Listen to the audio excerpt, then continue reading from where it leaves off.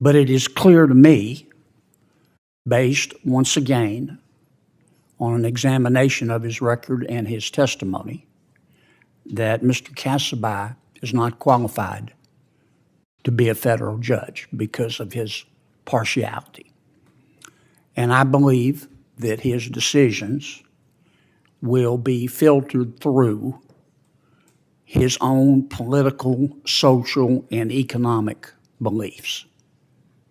All right, first up, Senator John Kennedy did not hold back. He kicked things off by criticizing Mustafa Kasubhai, who has been nominated for a federal judgeship by President Biden. According to Kennedy, Kasubhai's actions show clear political and social bias, a huge red flag for someone who is supposed to uphold the law impartially. Kennedy says Kasubhai's record and testimony reveal that he is unfit for the federal bench. This sets the tone for the rest of his takedown. Now here's where it gets interesting. Kennedy pointed to an order Kasubhai issued in his courtroom, requiring employees, witnesses, and lawyers to introduce themselves with their preferred pronouns and honorifics.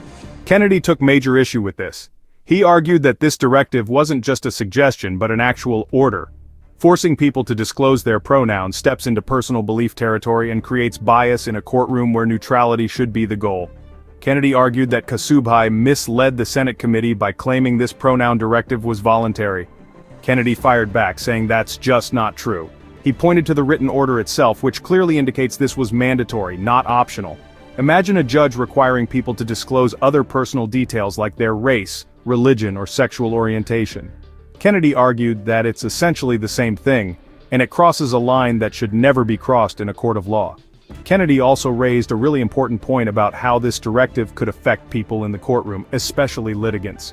Imagine you're in court, fighting for your freedom or your property, and the judge asks you to state your personal pronouns. You don't want to, but you're also afraid that refusing could hurt your case. This, Kennedy argued, is where bias comes into play.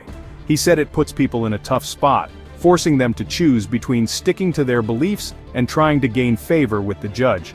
By the end of his remarks, Kennedy made his position crystal clear.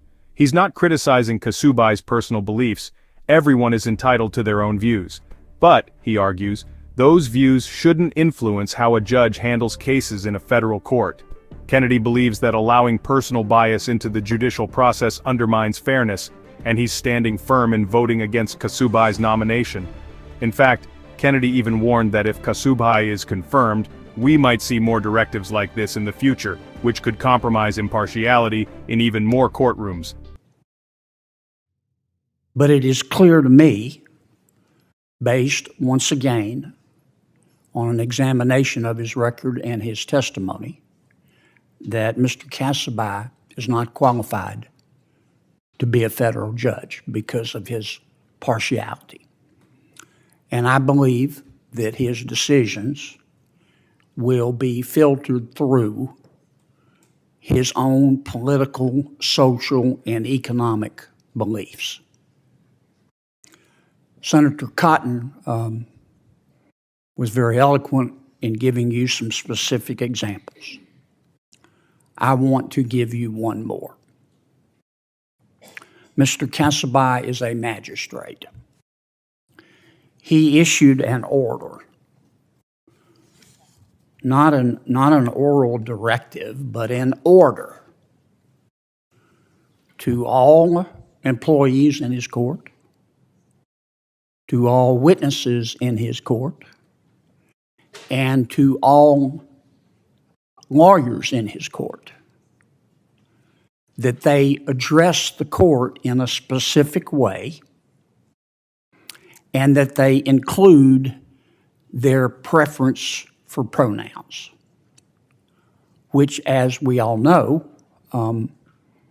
is a reflection of one's thoughts about gender. This is a copy of the order. I think everyone has a copy. This is what his written order directs, for example, to his criminal docket clerk. Quote, I'm quoting the order, not the suggestion, the order. Before calling the first case, give the general instruction quote within quote, I'd like counsel to introduce themselves, giving me your full name and your honorific, such as Ms., Mix, or Mr. Not Mrs., not Miss. And if your client will be making an appearance, I ask you to please introduce them to the court by giving me their full name and their honorific, such as Ms., Mix, or Mr. Mr. Kasubhai says this is voluntary. That's not true, and he knows it. He intentionally misled this committee. He uses directives like, please be sure to give the honorific. You can read the document for yourself. I would feel the same way if Mr. Kasubhai directed everyone in his court, and frankly, I could see him doing it, to stand up and give me your name and tell me about your race.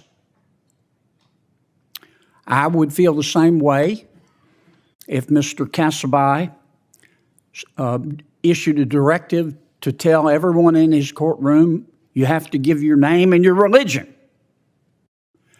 And you have to give me your feelings about Israel. And you have to give me your details about your ethnicity. And you have to give me details about your sexuality. All of the things that bring the issue of partiality to the forefront, Mr. President. I'm appalled that President Biden nominated this gentleman.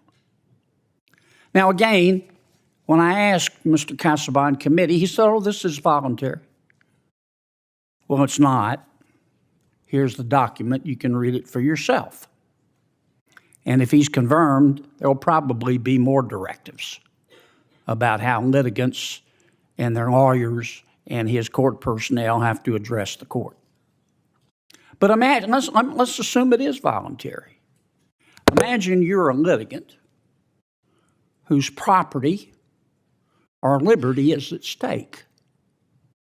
And the man in front of you who is going to decide your fate tells you that he wants you to give your personal pronouns. And you don't want to do that. You'd rather not participate in that. You don't mind if others do it, but you personally don't want to do it. You've got to make a decision. Do I stick with my beliefs, or do I try to curry favor with this judge who's going to decide my freedom or make a decision about my freedom or my property? That is the classic definition of bias. And that, Mr. Chairman, will be why I'll be voting no on Mr. Kasubhai. So there you have it. Senator Kennedy's takedown of Biden's judicial nominee, Mustafa Kasubhai. It's a heated debate with big implications for how courts should handle personal beliefs and bias. What do you guys think? Should Kasubhai's nomination be blocked, or is this all an overreaction? Let me know in the comments below. And don't forget to smash that subscribe button if you found this breakdown helpful. Thanks for watching, and I'll catch you in the next video.